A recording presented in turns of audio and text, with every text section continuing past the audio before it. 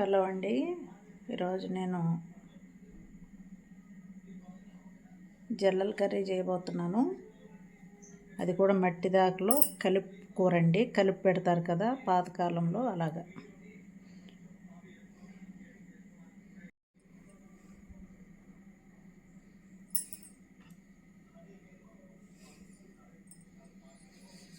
చూడండి, ఇందులో ఫిష్, ఏవైతే జల్లలు ఉన్నాయో జల్ల ఫిష్లు పసుపు ఉప్పు వేసి శుభ్రం కడుక్కున్నాయి. పచ్చిమిర్చి, టమాటా, ఉల్లిపాయ వేసేసానండి. ఇందులో సరిపడగా కళ్ళుప్పు వేసుకోవాలి. ఆల్రెడీ ఫిష్లో ఉప్పు వేసి కడిగాను, మరి తక్కువ అయితే వేసుకోవచ్చు. కళ్ళుప్పు అయితేనే టేస్ట్ బాగుంటుందండి చేపల కర్రీకి. పసుపు,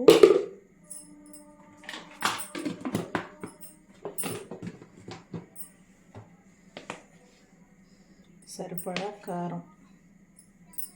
నీసు కూర కాబట్టి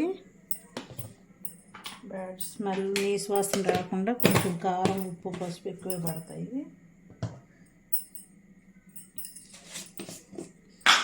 అలాగే సరిపడగా అల్లం వెల్లిపాయ పేస్ట్ అండి. ఇది చూసారా, చక్క మట్టి పాత్రలో చాలా హెల్తీగా ఉంటుందండి కర్రీ. ఇప్పుడు వండి రేపు మార్నింగ్ తింటే చాలా టేస్ట్ ఉంటుంది చేపల కర్రీ.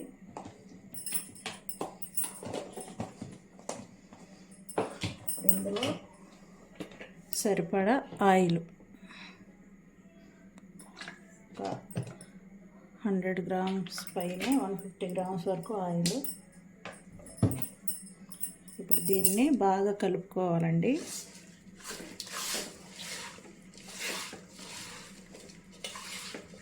చూసారా, మంచి ఫ్లేవర్ వస్తుంది కలుపుతుంటేనే.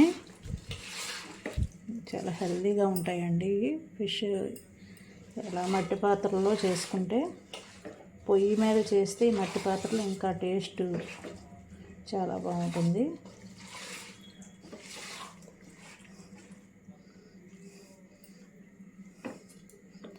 ఇలా కలిపి పెట్టేసుకోవాలండి. ఇలా కలిపాం కదా, ఇప్పుడు చింతపండు పులుపు పిసికి పెట్టానండి. ఇది ఈ చింతపండు పులుపు ఇందులో వేసేద్దాం.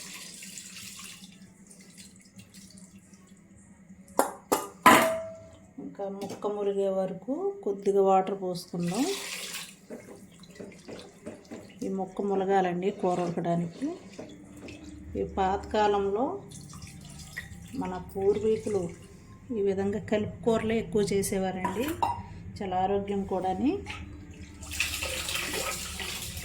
ఇప్పుడు ఇలా కలుపుకున్నాం కదా,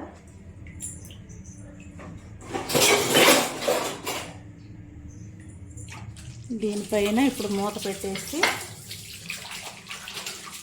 చక్కగా ఉడకనిద్దాం. ఇది ఉడికిన తర్వాత అప్పుడు మసాలా వేసుకుందాము. స్టవ్ ఆన్ చేసేసి ఉడకనిద్దామండి. ఇది ఒక 30 మినిట్స్ సిమ్లోను.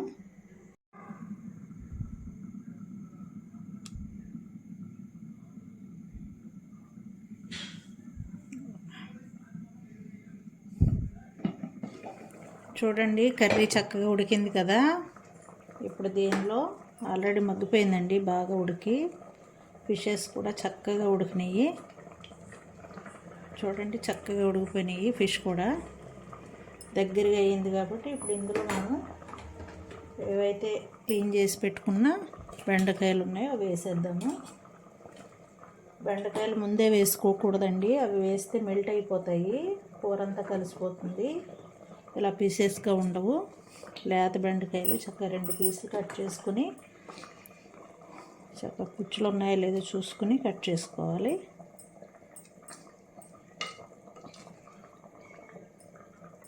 దగ్గరగా అయిందండి. ఇప్పుడు మసాలా పడతాను దీనికి.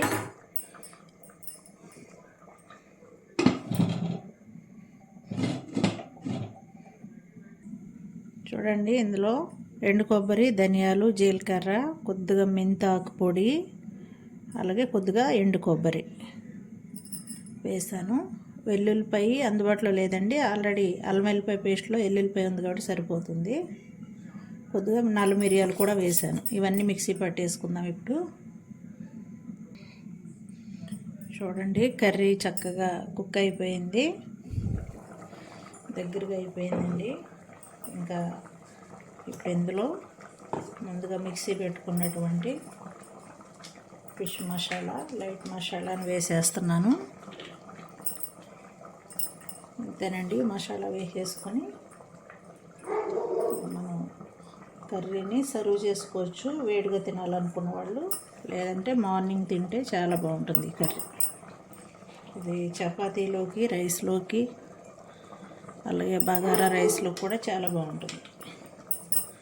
మంచి ఫ్లేవర్ వస్తుందండి మసాలా వేయంగానే.